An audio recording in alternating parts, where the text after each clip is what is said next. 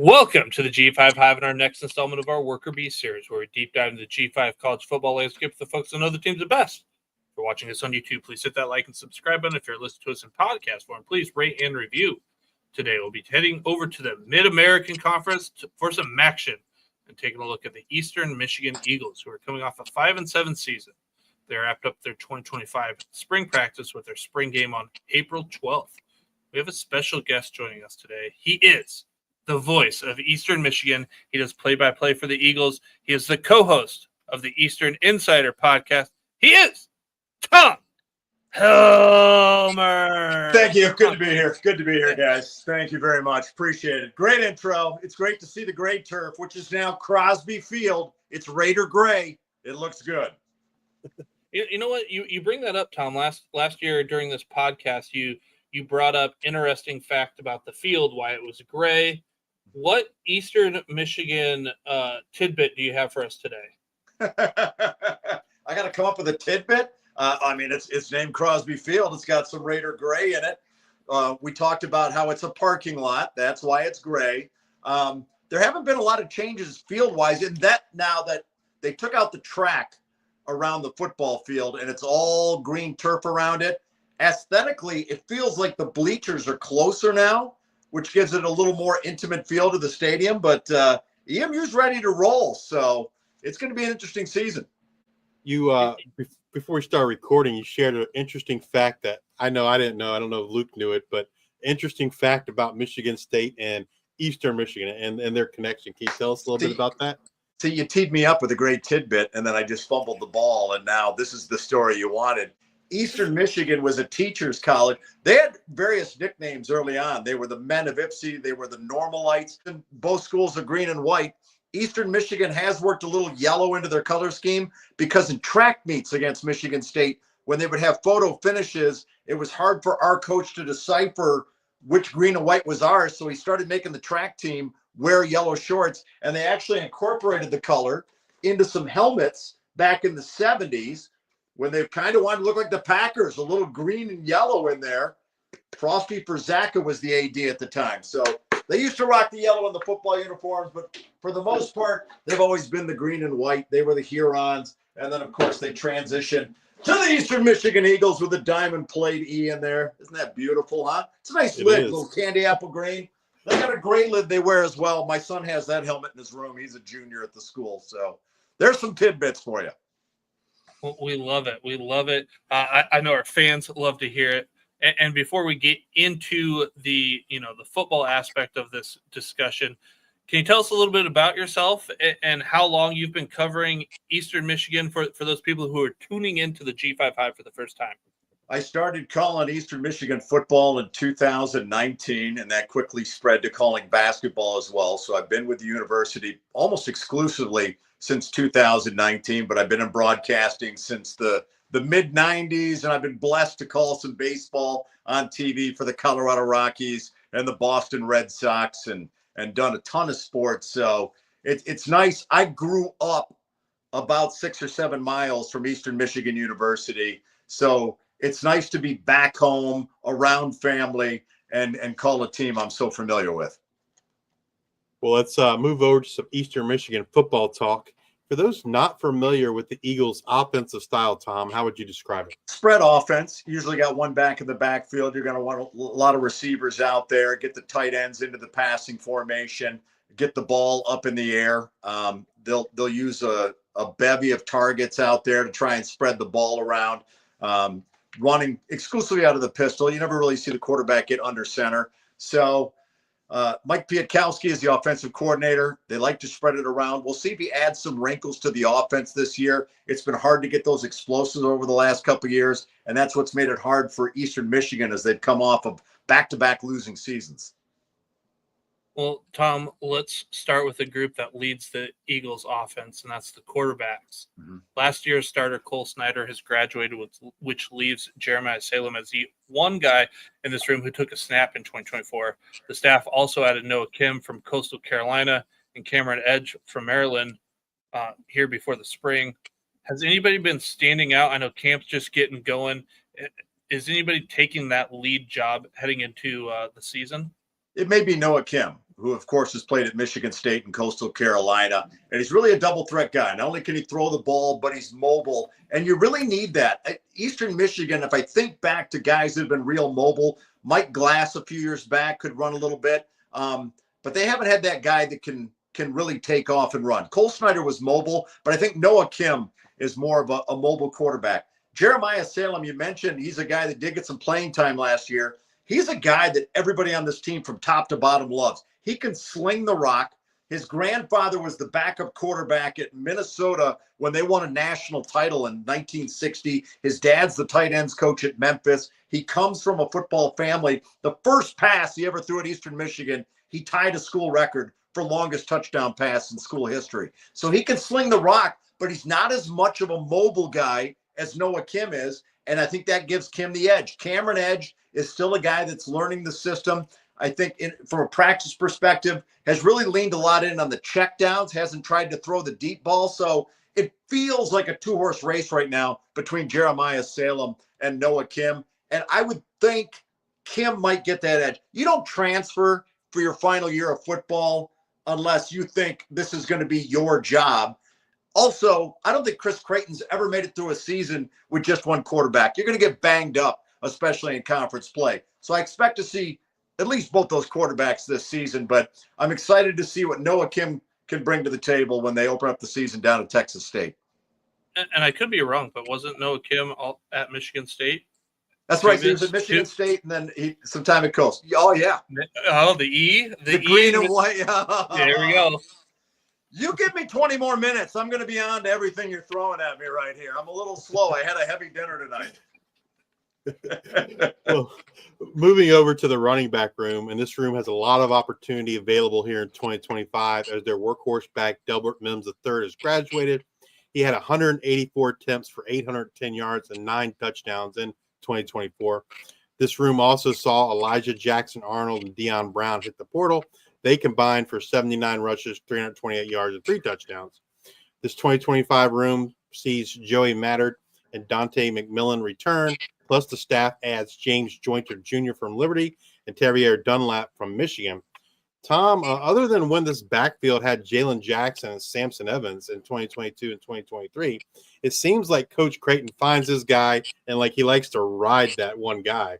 Has anyone kind of stepped up and seized that workhorse role, if there is going to be a workhorse role this year? I don't think there's going to be a workhorse. I will say this. It's the best running back room Chris Creighton has had, and this is his 12th season. Everybody on this team raving about the talent they have at running back. Last year, Mims was more of your hard-nosed runner. Elijah Jackson Anderson would better catch out of the backfield. I think sometimes statistically it looks like Chris Creighton is riding one back, but you got to pay attention to what's happening on third down or certain situations. They do use a carousel of running backs, and I expect that to be the case this year. Now, Dante McMillan was going to be great for EMU last year. We played the Washington Huskies. He broke his foot, and that was it for the year. He has been on a slow burn on the sidelines and mumbling to himself, I'm going to put on an NFL season. This is a guy that wants to explode this year. Now you combine him with Tab Dunlap, the transfer from Michigan. And it's funny, when I saw a little film of him at Michigan, I'm like, he didn't play much. He didn't look super fast out there. I was out of practice yesterday. They were running some kind of flare routes, and a guy's on him. And when the ball goes in the air and you glance back down, he's separated by 3 steps. He's got great explosion and able to find that second gear. So that'll be interesting to see as well. You talked about our guy out of Liberty. They're going to be talented, and I think they need to use a lot of backs to present different formations, different fronts, and attack you in different ways. So I'm not entirely sure how they're going to use all these guys, but there's only one football, and they're going to have to find a way to share it back there. Between those 2 guys, McMillan and Dunlap, how would you describe their skill sets, or how do you think they might be utilized? Like, is one guy like the pass catcher, the slasher, the other guy between the tackles, or? Dante McMillan might be more of a pass catch guy, a little more trying to elude you guy. Dunlap's got this solid frame, so he looks like a guy that if you're in his path, he has no problem with running you over and getting from point A to point B. The funny thing is there's 50 new guys on this team, and you really didn't get a good look in the spring. They didn't play a real spring game per se, and so you're kind of seeing through. Nobody's tackling right now. They're slapping them on the hip and stuff. Right. So guys aren't really showing all their cards yet, and it may be till the Texas State game we finally get to see what the styles of these guys are really going to be. If you had to guess now, and I know it's going to be a pure guess, we're so early in the fall camp, but which running back do you think gets that first carry against Texas State? I mean, if I just had to guess, that's the thing. We could see 3 guys each get 3 to 4 starts depending on what package they come out. And that's true with the receivers too. It's where is that ball on that first play and how do they want to attack this first down? If I was going to go to Vegas and lay it down, I'm going to say Dante McMillan because he's the experienced guy and they want to get him out there for the first touch. But if I had that information, I would be living in the desert and I would have a lot more money. Well, Tom, let's turn our attention over to that wide receiver room you touched on there. The Eagles see a duo of Orion Singleton Jr. and Marcus Allen hit the portal. Man is what you call him. Oren Singleton. They simply referred to him as man. That duo combined for 108 receptions on 164 targets for 1,290 yards and 5 touchdowns. So like this running back room, that should mean that there are plenty of opportunities to see someone make a big impact here in 2025. This room is highlighted by the return of their leading receiver in terms of receiving yards and Terry Lockett Jr. Yeah. Terry also led the team in touchdowns with 5. I didn't see many transfers come in, so I assume that means the staff kind of likes who they have in the room. What are your expectations for this room heading into the season? Well, I mean, you're always shopping. You're always looking, and you have to be with the transfer portal because so many guys leave, and there's 2 transfer portal windows. Terry Lockett, you mentioned, was at Michigan State before he was at Eastern Michigan. If you're going with the green and white theme, right? Look, we did again. We tied it in again. I made some notes because I was out of practice and I wanted to see. I mean, Jamarian Wheeler's a guy. He's had like 1 catch in each of the last 2 years, but a guy that may play a bigger role at wide receiver for him this year. Another guy that I think is going to surprise people is Nick Devereaux. He's a grad student. He's a guy that's played some special teams, done some different things. He wears number 81. He's looked great in practice, and he's a guy that looks like he's ready to have his year. And I think he's going to surprise a lot of people early on. And once tape starts coming out on him, I think they'll give him more attention. But Nick Devereaux is a guy that played at Brother Rice High School near Detroit. He's a Michigan native. He's a guy that's kind of grown through the program. And he's a guy that should be big for Eastern Michigan. Well, Lockett had 79 targets in 2024, and you got those names, Nick and Jamarian, who are going to step up. But how much do you think Lockett's targets can increase here in 2025? I think they can increase a lot, especially with Noah Kim or Jeremiah Salem. It's funny because you mentioned Oren Singleton, whose nickname was Man. He was called that since he was a kid. He had some really big games early on, especially against UMass. And as he played, the attention became more and more exclusive to shut him down. So he had some big early season numbers, and it was hard for him to really catch that stride later on. So I like the depth they have at wide receiver here and the ability for the quarterbacks to spread the ball around. I don't know if more guys will get touches or guys like Lockett are going to be able to play bigger. But I'd like to see Lockett play a bigger game for him. And I'd like to see this offense take some deeper threats downfield and try and open things up, especially for that talented backfield. Well, Tom, we kind of know what we have in Lockett, and fans are familiar with him. But who in this room should fans look to take that next step in this room to complement Lockett? Yeah, when you're talking about wide receivers, I think I mentioned our guy Nick Devereaux, who I think is going to be phenomenal this year. It's just funny because they've been really shuttling a lot of receivers around, and I think part of it is you're trying to find the chemistry. Who works well with Kim? Who works well with Salem? Who works well with Edge? You got a lot of talent in that quarterback room, and you're trying to find the right guys that can get out there and make some big plays for you. So it's going to be interesting. I wish I had a better answer for you of what wide receiver wise, what they were going to look like, but it's just so early and hard to tell with so many new faces in there. I try to make as many notes as I can, but sometimes I can't even read my own handwriting. But it'll be interesting to see who pops out for them. If you were to describe how the tight ends are utilized in this offense to someone that's never caught an Eastern Michigan game, how would you describe it? Not a lot of touches. They don't get a lot of receptions, and I don't know why they don't use the tight ends more.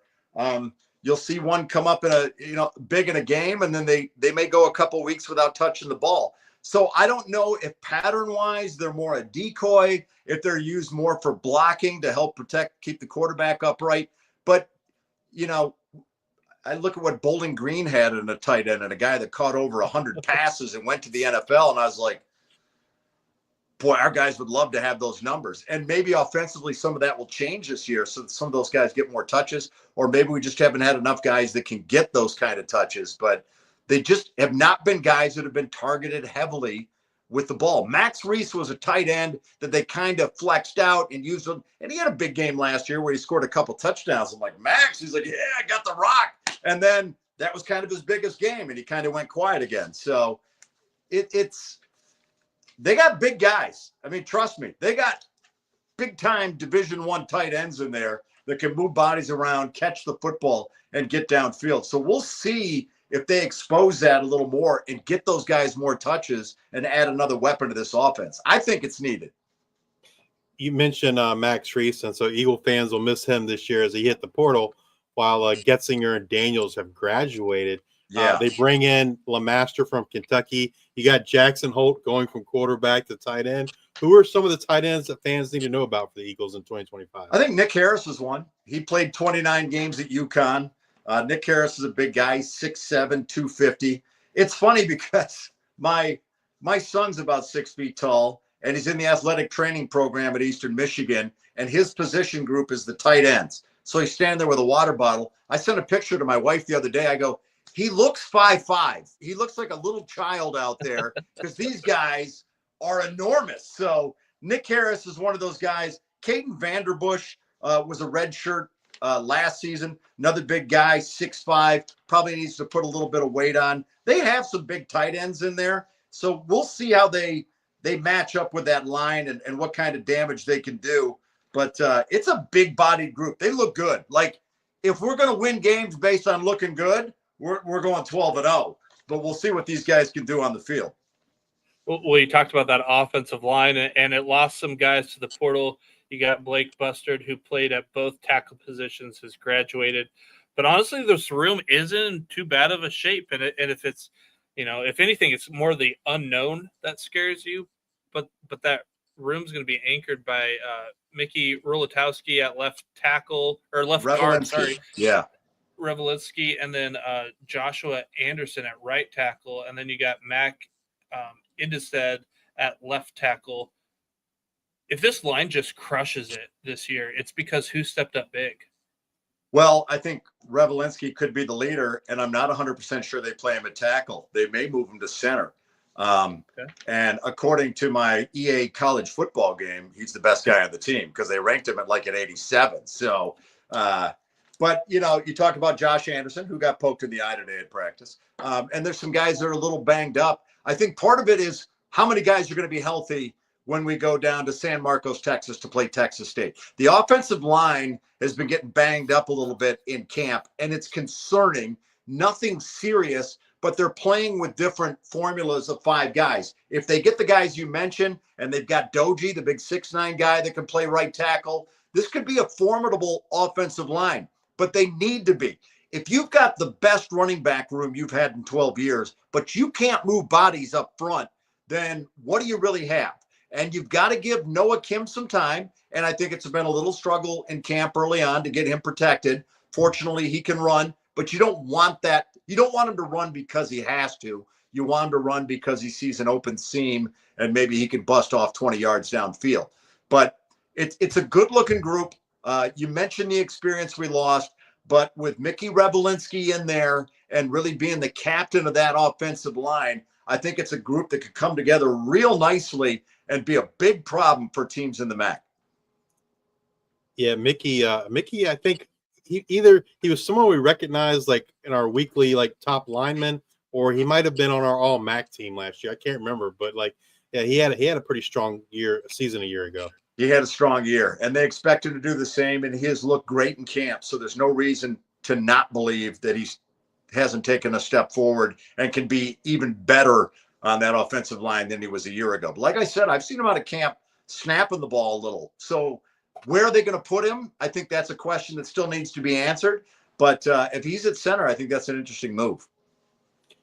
All right, Tom, if you're to pick an offensive player to have a breakout type season in 2025, who you got?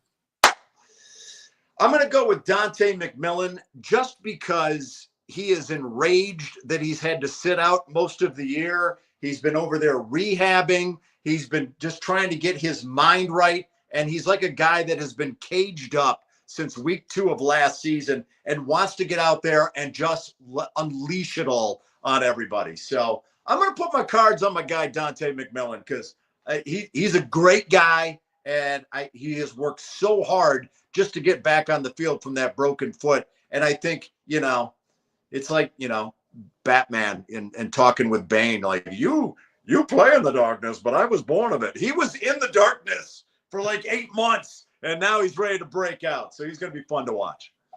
That's my Bane. You got to put the thing up there. Like, you merely play in the darkness, but I was born of it. I don't even know if that's the right lines, but I like it. It sounds great. Way better than anything. Well, Tom, let's move over to the defensive side of the ball. And for those not familiar with Eastern Michigan's defensive scheme, how would you describe it? It's a bend don't break defense. They'll play usually a 4-man front up there. They got a couple linebackers that are drifting around. It's a brand new linebacker room for the most part this season. And then defensively, just trying to be a bend don't break back there. I don't want to say they're a 4-3 or I'm too dumb to sometimes figure out what they're playing, but they'll get after the quarterback, especially off the edge, and they're gonna be a problem defensively. I talked to Ben Needham early in camp. He's like, we're not where we need to be, but we're gonna get there. And he goes, it's just so hard because there's so many new faces on the defensive side of the ball. Well, let's move over to those defensive position groups. Let's do it. And we're gonna start with the guys up front on this defensive line. They'll look to replace Peyton Price and Dylan Shelton on the interior, and Justin Jefferson, Joey Solinsky, and Trey Lang off the edge. Despite those losses, the Eagles are in decent shape. They return the likes of Jefferson Adam, Carter Evans, and Sterling Miles off the edge, Donovan Green and Tyrell Martin on the interior. The biggest concern I think I have is like the depth. Where's that depth come from? Tom, what are your expectations for this defensive line heading into the season? Jefferson Adam, who wears number 85. It's funny. They gave him that number when he came to Eastern Michigan in the locker room for training camp. And then he's like, you know what? That's a little sign from God. I'm supposed to be number 85. And he's a guy that I expect to be very powerful off the edge. And I'd like him to have a season like Jose Ramirez had a couple years ago when he went sack crazy. It kind of catapulted with the Western Michigan game and carried him through the season and ended up with him being drafted by the Tampa Bay Buccaneers. And he has looked really good. He has looked strong on the edge. And I think he's going to provide a lot of pressure coming off from that left side. And so if you're a quarterback dropping back, if you're a lefty, you're going to have a problem because you don't see him coming. Yeah, you're going to need a back massage probably when the game's over. So you talk about Adam bringing that pressure on the edge. Is there a guy on the interior you think can step up and have a big year this in 2025? Remains to be seen. They're playing with some pieces down there. You mentioned Carter Evans too, and that's a guy that was playing. His brother was Samson Evans, the running back you mentioned at the top of this, and Carter suffered a knee injury in training camp 2 years ago, and so it's kind of been this rehabilitation process. He's 100% healthy. He's a phenomenal athlete and a guy that can certainly wreak some havoc for that defense. So it'll be nice to see him at 100% out there and chasing down quarterbacks. Well, let's get to know some more faces, and let's head over to the linebacking group. And they lost their top 3 linebackers in terms of snaps from 2024. And the room has plenty of guys. And since you don't need a lot of guys in kind of a 4-2-5, my main concern is more of the unknown in this room. And you kind of alluded to it earlier, but they do return 3 guys who took a combined 260 snaps in 2024. I'm nervous, and it sounds like the coaching staff is getting to know these new faces and what they can do. Are my concerns valid, Tom? I don't know. Are you betting on the games? I don't know why you're so concerned. You seem a little edgy. You okay? I'm just nervous. I'm nervous about these guys. All right. Marco Paterno is a guy that could be a standout for him at linebacker. He's a transfer from Elon, and he's 6 foot 225. Ben Needham, the defensive coordinator, said, keep an eye on this guy because he's going to be a phenomenal linebacker for us. Zach Mochin is a guy that's 8 months removed from surgery. I think it was his ACL. He was a guy that was really going to be a force for us at linebacker last year. Got injured early on. Might have been that Kent State game, and we lost him for the year. It was our first conference game. He's back. He's healthy. They're trying to lay off of him in camp. They really don't, it's like holding the reins on him. Like they really don't want to let him rip until that opening game because you don't want to try and get him hurt. And another one's Caden Bailey. He's a transfer from Syracuse. He was really a reserve linebacker for the Orange, and he played on special teams over there. He's 6'1", 230, and he's another guy that's going to be great at linebacker. So while there's new faces mixing in with some returners back there, I think it's a real strong spot for Eastern Michigan. Well, the defense leaned heavily on Luke Murphy and James DeJohnkim in 2024. That duo combined for 167 total tackles and 5 sacks in 2024. Yeah. Who's this room is ready to just step up when that opportunity knocks here in 2025? I think it's going to be Marco Paterno.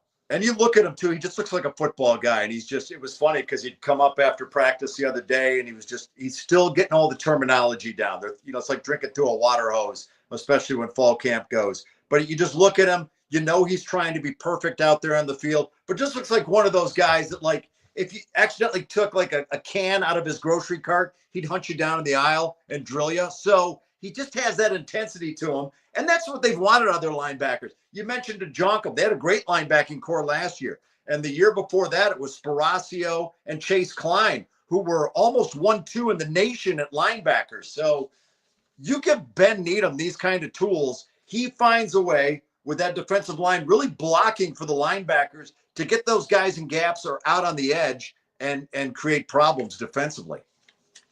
All right, Tom, before we move over to the secondary, I think we'd be doing everyone a disservice if we didn't talk about some sort of incoming freshman. Yeah. Noah Kaniga. Social media loves the kid. What have you noticed around campus? The buzz, is there more media coverage than normal with Noah? I know maybe you're afraid for the job. You gotta be. Right, am I going to lose my job this year? Yeah, you said his name and you said it correctly. It's funny because some guys on the team asked me, how are you going to say his name? I said, correctly. I met him in the spring game, and I said, how do you pronounce it? He goes, Noah Kaniga. I go, there you go. And nice guy, great football player. And I think it was a really good get for Eastern Michigan. And I hope he gets to spend some time here. When you're talented now in these group of fives, the power fours are going to stroke a check and take you. We lost 2 great defensive backs last year, one to Georgia Tech and one to Arkansas. So, yeah, it's funny because the guy's like, well, I've kind of heard him say it both ways. Kaniga. I go, well, he told me his name. I've seen his uncle coach and be on the news, and they've used his name, Kaniga. So I think some people just freak out or have fun with it and just the way it's spelled. But I don't see an issue with it, and I don't feel like I need to come up with a nickname or anything like that. And I think people will just get used to hearing the name. So, yeah, I did. Did I make a TikTok on it when they said it? Because there were so many articles that said Eastern Michigan's play-by-play guy is going to get fired. And I'm more worried about my analyst, Rob Rubik. He sometimes stumbles with names. And when they signed Noah, our sports information director sent me the graphic of a picture of him and his name, and he said, Rob's going to get fired. And then another buddy at Wyoming, who's an EMU grad, sent me the graphic 30 seconds later. Rob's going to get fired. And I'd like, let's give the guy some credit. A minute later, Rob sent me the graphic with a text, I'm going to get fired. So I don't know if he's just going to call him Noah or the K-Man or whatever, but I'm not worried about it. And if that's what burns down my professional career at this point, then I guess I'll just go out in flames. I think the people who listen to us on a regular basis, sounds like I'm Rob and Justice is Tom in this case. I butchered the name. Do you struggle with names? I do. I feel like I've been a lot better this year, though. Listen, somebody Practice sent me makes a perfect. graphic the other day. There's like an all college list of great names this season that's like 4 pages deep. There's some amazing names in football. Not to get too far off topic, but when I went to my daughter's high school graduation, and that guy had to announce 600 names, I had a newfound appreciation for how well he did, because before I started doing this podcast, I would have never had that appreciation. And like I was like when I walked out of that stadium, I was like, oh my God, like he just did 600 names and didn't mess up a single one. At least now you know. If you say it with confidence, no one knows if you're messing up or not. I've seen it too, where graduating students have a card with a QR code on it, and they scan it as they go by, and artificial intelligence reads the name correctly. So a human doesn't even have to do it, and they just scan the card and you move on. So I got about 2 more years before AI replaces me. So I'm just going to go all in. Well, let's get back over to this football talk, and we'll move over to this defensive backfield. And I'm really interested to kind of hear your thoughts on this, Tom, because the Eagles lost some key pieces to the portal and graduation. I feel pretty good about the cornerbacks or nickel backs with the return of guys like Jamarian McNulty, Javian Norman, Jordan Toney, and Tyrell Diener. However, safety is where there seems to be some questions. The Eagles lost 2024 starters Quintavious Scandrett to Arkansas and David Carter Jr. to graduation. We know what we have in Barry Manning, and I assume he's probably your strong safety. He's got that position locked up. Yeah. But it kind of seems, other than that, it kind of seems like sight unseen. There's plenty of guys there, just don't know much about them. So what are your expectations for the secondary? Well, you talked about those guys, and you mentioned some people that are gone, but there's one that's back, and that's Joshua Scott. Joshua Scott injured his shoulder 2 years ago in training camp. He separated his shoulder. And Joshua Scott is a guy that hits like a missile. And the way he likes to test his shoulder is the second week of the season. We were playing the Minnesota Gophers 2 years ago. And he thought, you know what? I don't know if this is going to stay in socket. I better find out. So as the teams are running their little offensive and defensive drills, he decided to hit one of our own guys as hard as he could. And the shoulder popped back out of socket. So he battled it. Well, then he comes back this past year, and hurt it again. So finally they just determined he needed surgery. He needed to get the shoulder right. I saw him in camp. He looks great. He's grown out the hair. He's got the long hair now. He looks like Predator out there. And he's got a harness on the shoulder, but he says he feels 100%. And he's a guy that could be a real surprise, because I think a lot of people have forgotten about him in the MAC, but he's actually an excellent defensive back. So as you mentioned, Scandrett moving on and some other guys moving into some other locations. He's a guy that's back that Eastern Michigan's very excited about, and a guy that I think is going to surprise a lot of people in that secondary. If there's one guy that kind of like makes this secondary lights out in 2025, who would that be? I think it's Joshua Scott, but it's funny because I've been out there trying to examine that defensive backfield and trying to determine who's going to be that guy. And I really don't have an answer for you. There's a lot of talent back there, and Ben Needham and company did a good job of putting that defense together. And I just don't know. I could sit here and lie, but I'm not going to do it. I don't know who's going to be that standout guy. I'll be as excited as anybody to find out here at the end of the month. Tom, if you were to pick a defensive player to have a breakout type season in 2025, who you got? I'm going to go with Marco Paterno, the linebacker. They just seem to be really high on this kid, and they have big expectations for him. So I can't go against the coaching staff on that one. He's a native out of Wake Forest and played at Elon College, and he's ready to make his mark here in the MAC level. Well, Tom, we've talked offense, we've talked defense. Now let's move over to the special teams. How are those units looking, and are there any concerns? Best punter in the MAC is back, Mitchell Tomasek. He was kind of hampered last year a little bit with a hamstring injury that nobody really knew about. He's right this year. He's a grad student. He's going to want to put on a show. And he's a guy that can, when he can bomb it, he can really flip field position. So they're in a good spot there. Long snapper wise, they got a couple guys in there. And they'll have to sort that out.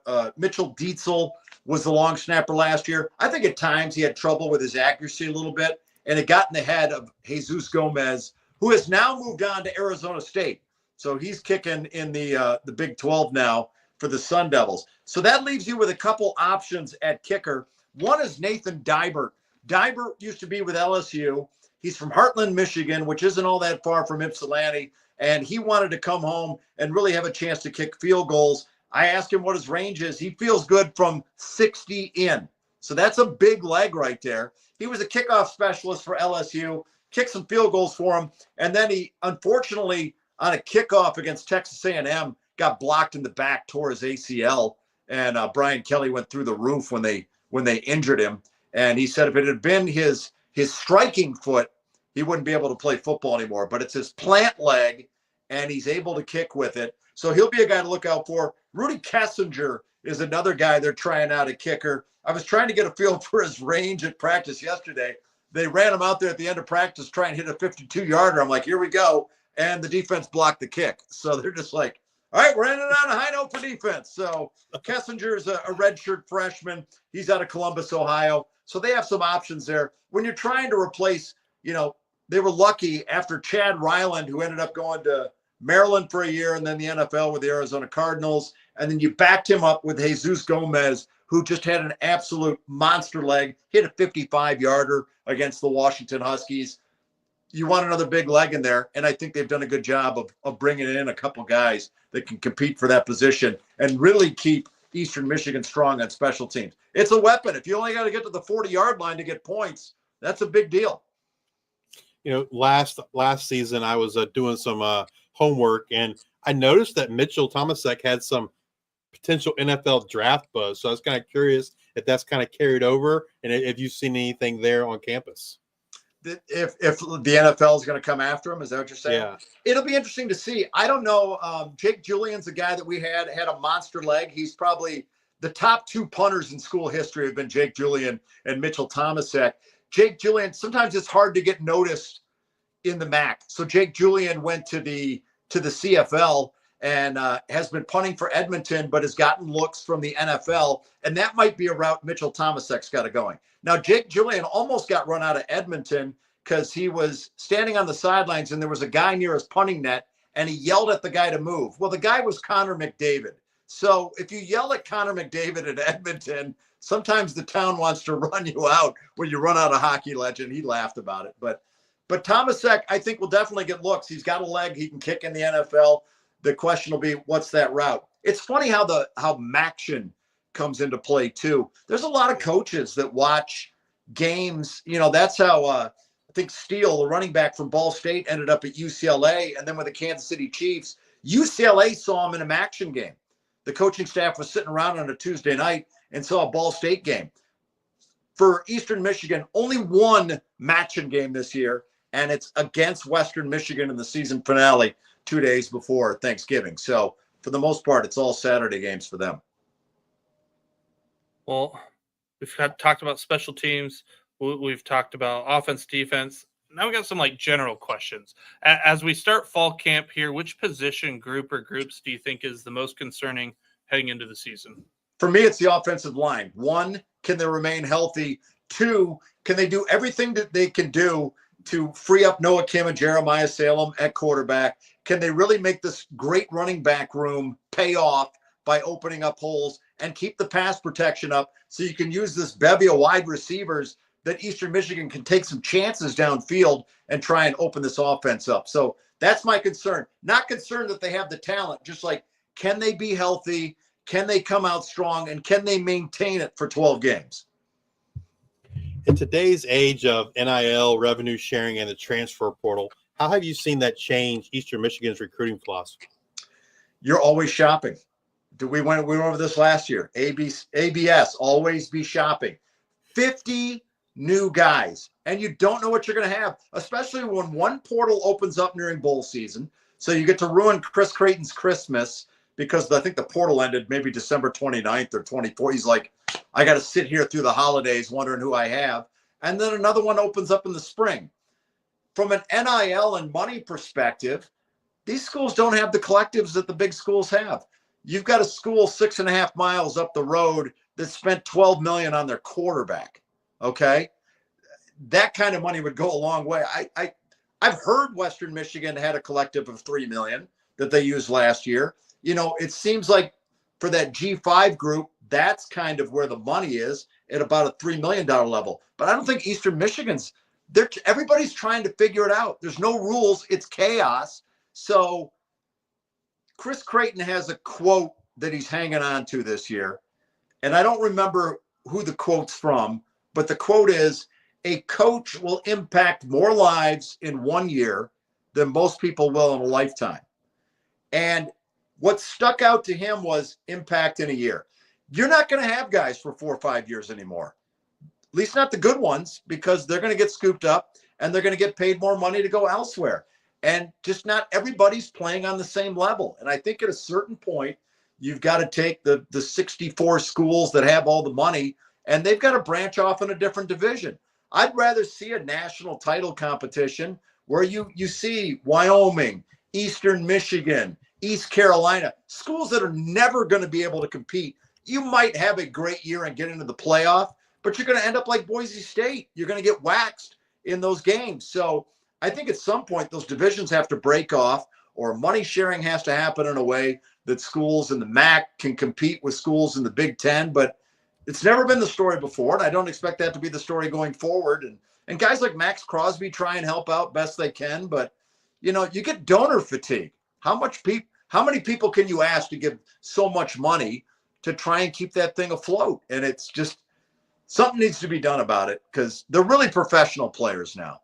It's hard to call them student athletes, especially the guys that are getting paid, and everybody's looking for the next best deal. And I think it affects, as I just rant on, rivalries.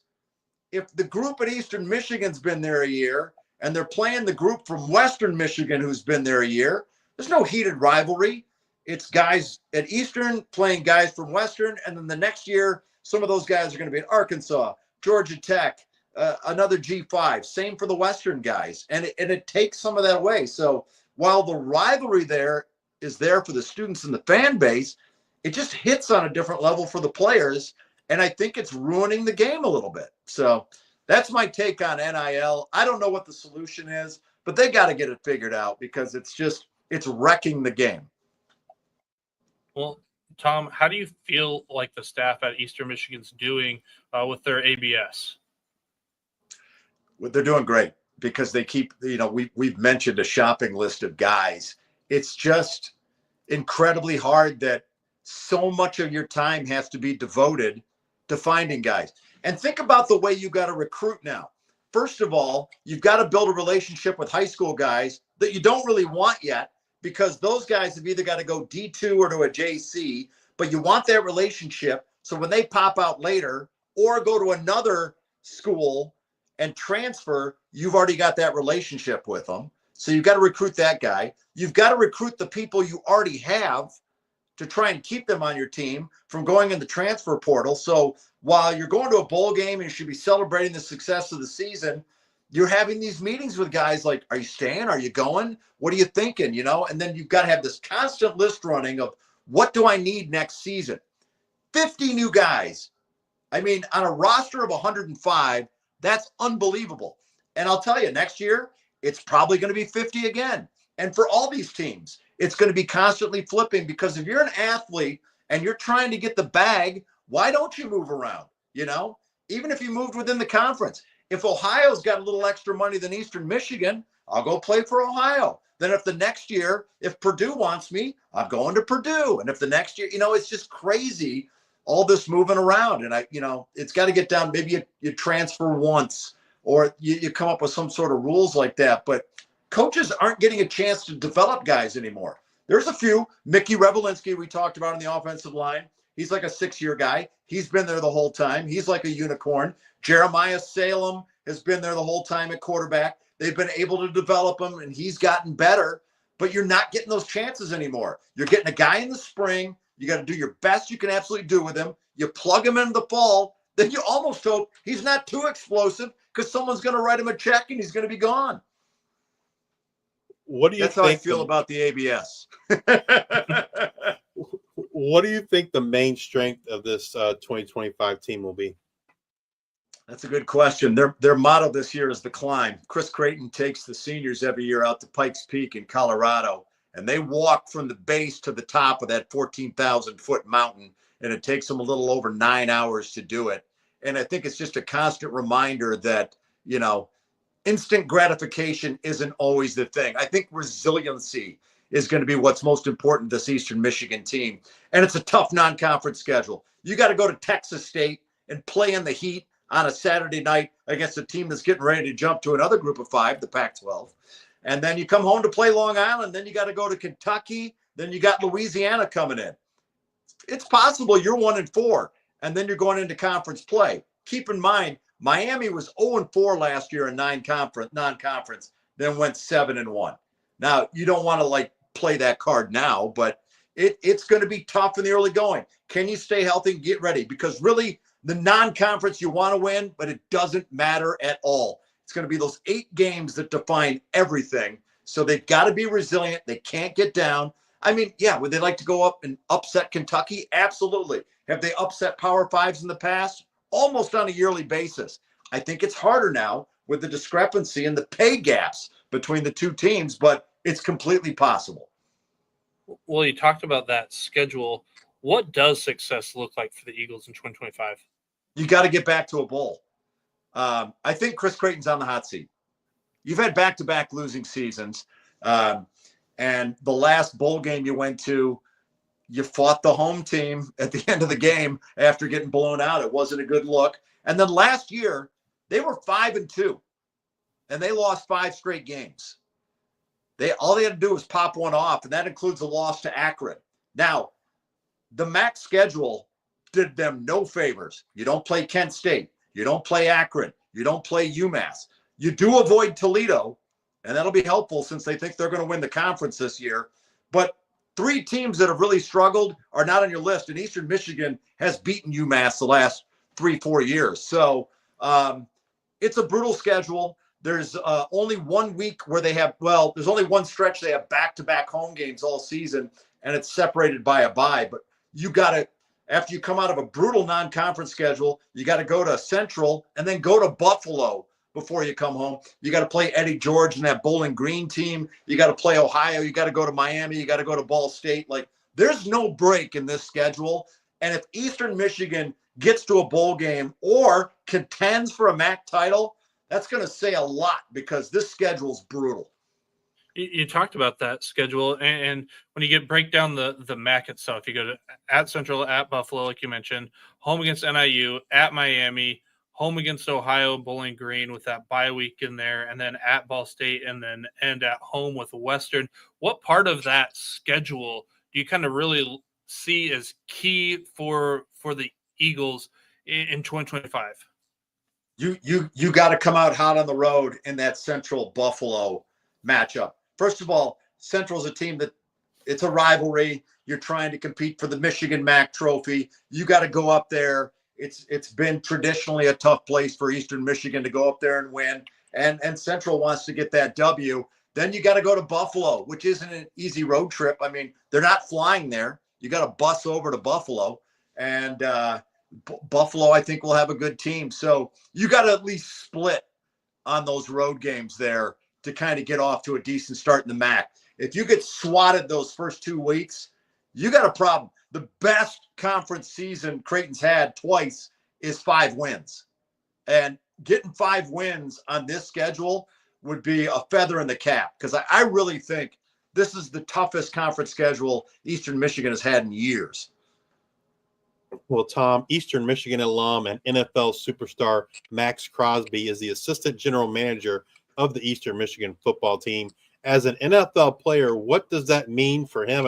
He's spending his time on Sundays and, causing nightmares for opposing quarterbacks. And then what does his presence mean for Eastern Michigan? Well, I mean, you're right. He's busy. He's working. He's 27 years old. He's got a massive contract. And, He's wreaking havoc in the NFL. The assistant GM role is really just, he's done a great job of contributing money. He paid for the field. They needed new turf. It was 9 or 10 years old. We needed new turf. And he and his wife stroked that check, and they called it Crosby Field. It says Max Crosby Fields and Spots, but he's like, this is my family doing this, you know? And so it was important for him to invest back in the university. And I think he's willing to help. You know, originally he was putting out, if you're a left edge guy, a weak side edge guy, he'll work with you in the offseason. Now that's a huge deal. You know, if Jefferson Adam or one of those guys gets a chance to spend some time with an NFL guy and learn that technique. But I think there's only so much that Max can do financially, and there's only so much he can do physically. I know he's got a podcast too that he's kind of shut down for the month because it's training camp. He's getting ready for the season. He'll get it fired back up. But there's a lot going on in his life. The school's important to him. Eastern Michigan made a big impact in his life. Chris Creighton is very important to him. He wants to do what he can. And the assistant GM role is more of just a nod to Max. Like, you're part of this family, and he's going to do what he can, but it's going to take alumni. It's going to take a lot of people stepping up to get this thing where they want it to be. Well, Tom, we've covered a lot of ground here today. Is there anything else that you want to share or think that we need to know about this Eastern Michigan football team? No, I look forward to this. You know, it's always a countdown to the opener, and I'm excited to get after it. It's always a blessing to be on this podcast with you guys. You guys do a phenomenal job. You do a ton of research. You guys do a great job of, you know, giving a lot of schools attention. Eastern Michigan doesn't get a lot of attention. And some of that comes, you know, you got to win games to get attention. And you guys are always right there. So thank you for what you do. I know you guys are going to keep blowing up. So I'm just happy to be, you know, that I got in on the ground floor last year with you guys, because, you know, I don't want to like show up somewhere for dinner and you guys are there and you're like, we don't have time for you. So, yeah, I want you to at least acknowledge me when I come into the room. Well, Tom, we will always have time for you for certain. But we certainly want to thank you for taking time out of your day to spend with us and share your knowledge. We greatly appreciate it. But before we let you go, I want to give you an opportunity to kind of share with our listeners where they can find you and maybe some things you have coming up or are working on. Yeah, so I'm always doing helmet videos on TikTok, and that site is called Hooked on Helmets, and it's been phenomenal. We've got over 300,000 followers, and it's stories about helmets, and it's been interesting with the kind of world that's opened up. You can follow me on Twitter at @TheTomHelmer. I tweet out a little bit during the football season, but I'm not a heavy X guy or that type of stuff. But, you know, you can always follow Eastern Michigan on WEMU.org and the Varsity Sports Network app, so you can listen to those games. And I always tell people, you know, turn the TV on, but turn the volume off and turn us up, and you'll get a much more enjoyable game experience. Again, we appreciate everything, Tom. If you're watching us on YouTube, please hit that like and subscribe button. And if you're listening to us in podcast form, please rate and review on Amazon Music, Spotify, or Apple Podcasts. Thank you all for your support. Until the next time, we are the G55.